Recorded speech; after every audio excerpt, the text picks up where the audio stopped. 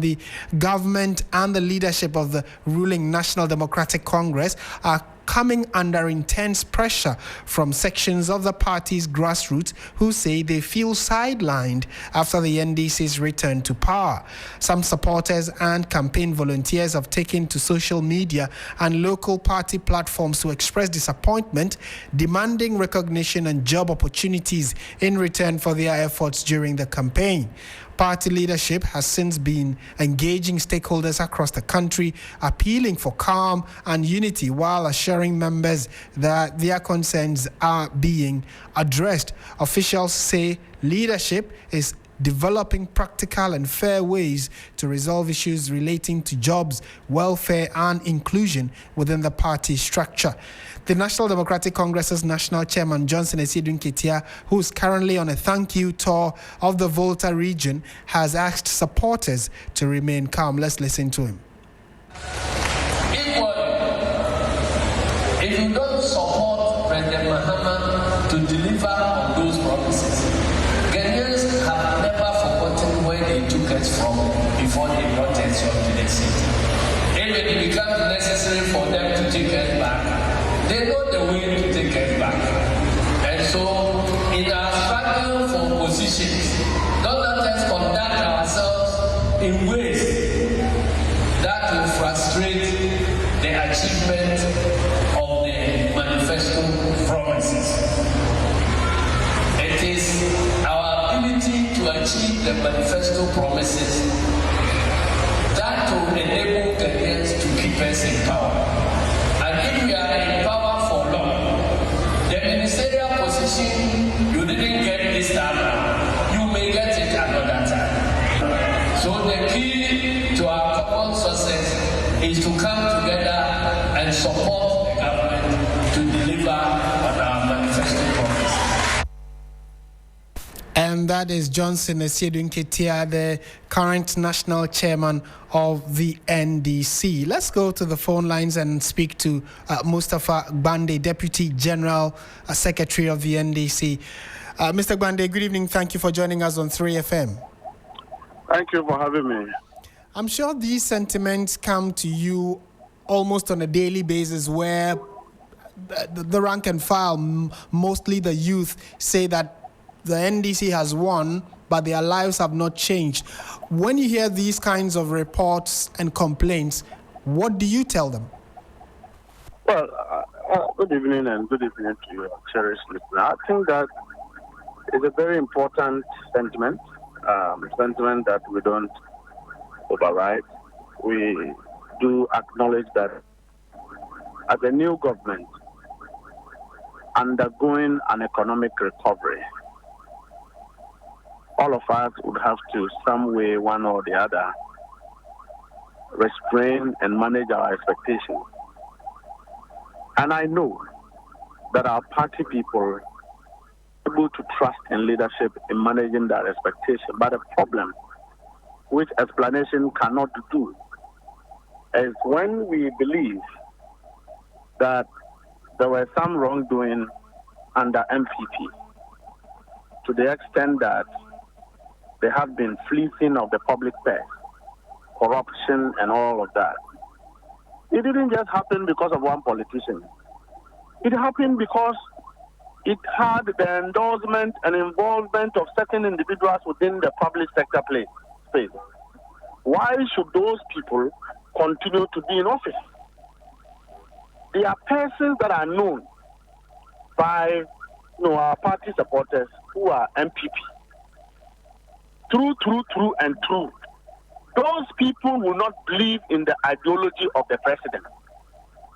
All the party is simply asking is that they cannot wait for MPP people to again ransack this government, help perpetuate corruption, just as they did with Nanado, and then our party inherits the blame. That is where the confusion is. So once we continue to engage with our rank and file, to be patient, yes, they believe that each and every Ghanaian must work in government. But there are certain individuals who are politically exposed, do not believe in the ideology of the NDC, public sector people are not allowed to go on political platforms to campaign. So if you are a public sector practitioner and you've gone on a platform to campaign against one political party or the other, why should your party lose and you are still in office? That is where the problem is.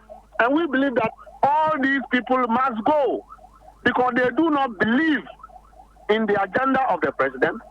They do not believe in the agenda of our party. Mr. Bandi, are you saying that if there are people who are known NPP supporters and they are in key public service positions, they should leave? And how would that so that what there will be those positions will be occupied by known NDC supporters? Not you can be PNC, but if you are politically exposed, because we all know that if you are not, so for example, the head of civil service, he was employed by President Akufo-Addo, but he hasn't been seen campaigning for one party or the other. So you would not say that such a person is politically exposed. But when you go to ministries, places like Ministry of Education, these placements that we have problems with, it's been handled by MPP people.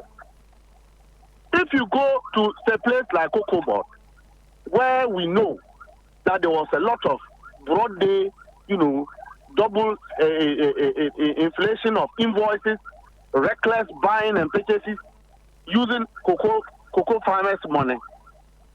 What are the directors still doing there? We don't have anything called neutralization. It's either you are MPP or you are NDC. You went for campaign for your party loses, you go with your party. That is what our party people are advocating for. And I think this one, it's not about jobs. So the problem is not just about jobs and expectations, which we are managing. It goes beyond that. It further goes to the extent that party people are afraid that tolerating these MPP people will make us same as, their government have been. Again, you have persons like Apenyo Markins saying publicly that will be in power, but they will show us that they are still in charge. So when a person in opposition makes a statement like this, how do you expect NDC people who have gone to suffer and campaign to be sitting in the house when MPP people are still at post working? Right. How would you resolve that matter? Okay. And so, whereas we maintain and call for calm, admonishing that party people must, there are some agencies that, as we speak, they haven't gotten financial clearance to employ because we are all undergoing a very positive economic recovery. They understand that bit, but the bit that they don't understand, which we party leadership cannot manage, is the one that will tolerate MPP people in office. There's no excuse for persons who are politically exposed to still be in the office when our party people are working and looking for jobs. Okay. They are not Togo people. They are also Ghanaians. Okay. If your government was in power and you saw the expedience to be politically exposed, you should as well go home with the government. Okay. Mr. Bandi, final question. So, if I'm listening, I'm a party supporter, and I've also expressed these grievances, and you're asking me to hold on because you're still trying to settle and put the right things in place. What should I take away from this interview? What was that final assurance you're giving? There is going to be light at the end of the day because we will continue to engage with the leader of our party, His Excellency John Dramani Mahama, who is the president, to find reason with him that the individuals from MPP who are still in public places will be the very ones that will destroy his beautiful program and policies for the people of Ghana. Okay. These same people are the ones who work with MPP politicians to fleece with this, to steal money from the people of Ghana. Why should they continue to be there? So they should be calm whilst we work to rectify some of these problems that we have. Mr. Bandi, thank you for your time this evening on 3FM 92.7. Mustafa Bandi, Deputy General Secretary of the NDC. Thank you for speaking to us. We are staying on the same subject, though. And again, if you are an NDC supporter or, you could be apolitical, but if you're a Ghanaian and you're listening to some of these pressures that party supporters are putting on the NDC, what do you make of it? How can we go around such situations so that it doesn't become like the country belongs to whichever party is in government, or the country belongs to whichever party, is managing the affairs? So when NDC people are in government, then it means everybody else who is not NDC should be knocked out and sit somewhere until if situations change around and they also come into government, they come and enjoy. Unfortunately, that is the kind of cycle we find ourselves in.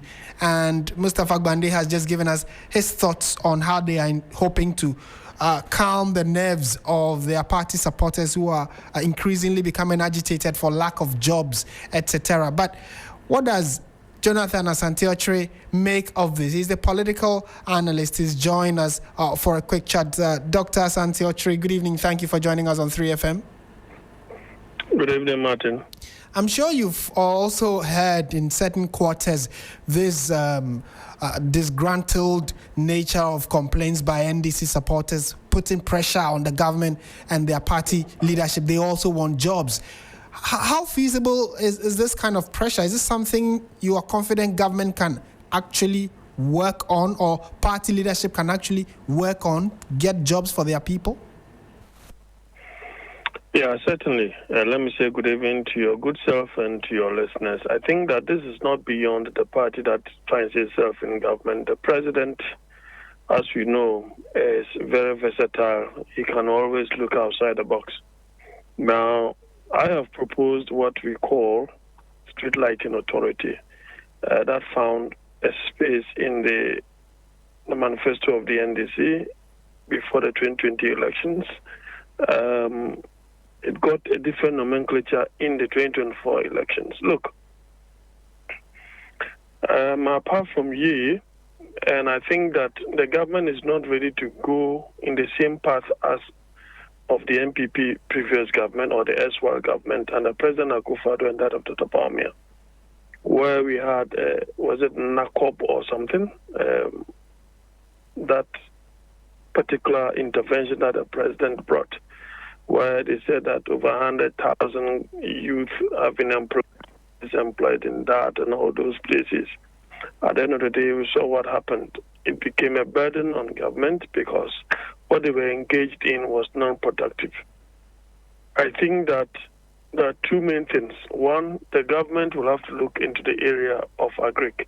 They will have to liaise so well with the agric minister, who has started very well in the area of, Ejumawura, in the area of Feed Ghana, especially Feed Ghana, which feeds directly into the 24-hour economy. Now, if I speak about the street lighting authority, we know that there is a certain percentage of what we pay that goes to ECG in terms of street light. Do you have street light? Martin, do you have street light in your area? Where I live, yes, we do. But I mean, I also drive through certain parts that do not have. Yes, total darkness. How is the maintenance done?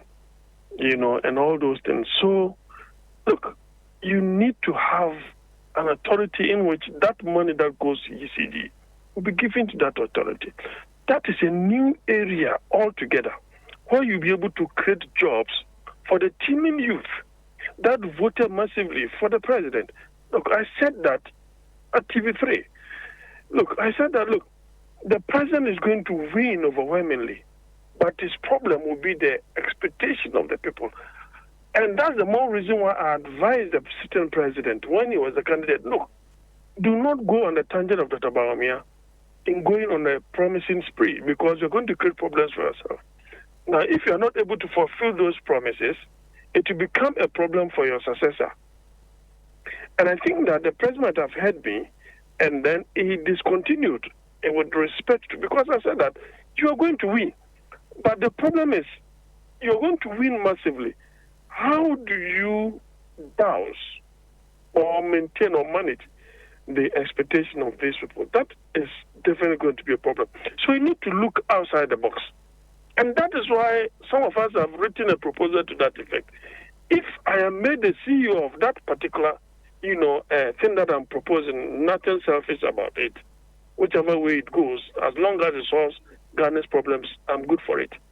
We pay street light to DCG on a monthly basis. Give us that we don't have.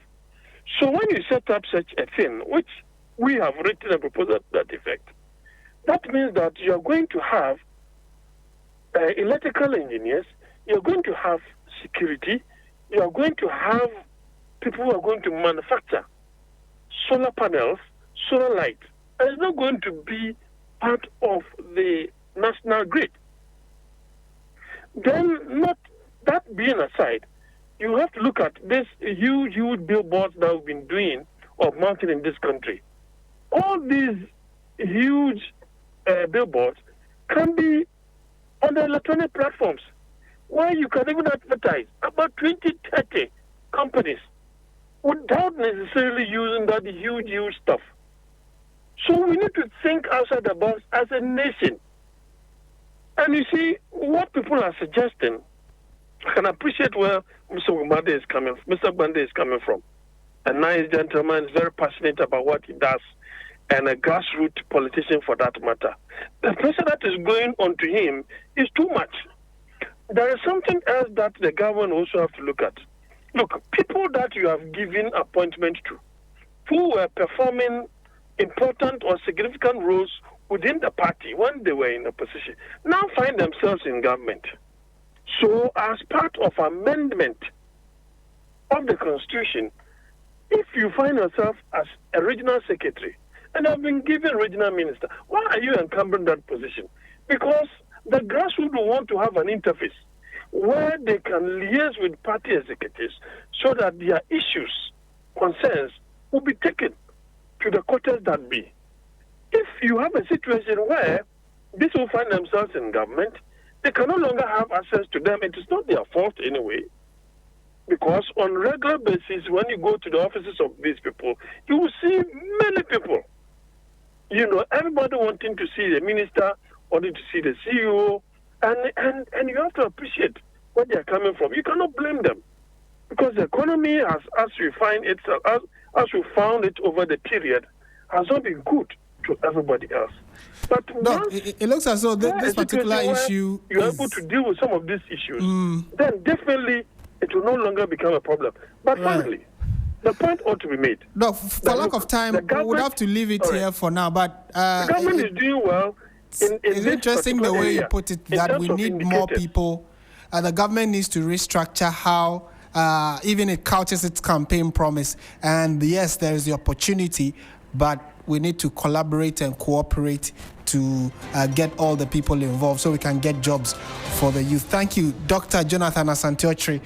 He's a political science lecturer, and thank you for your time as always. You're still listening to 3FM 92.7. Time now for business, and Bismarck Ewusa has joined us for that. Do stay tuned.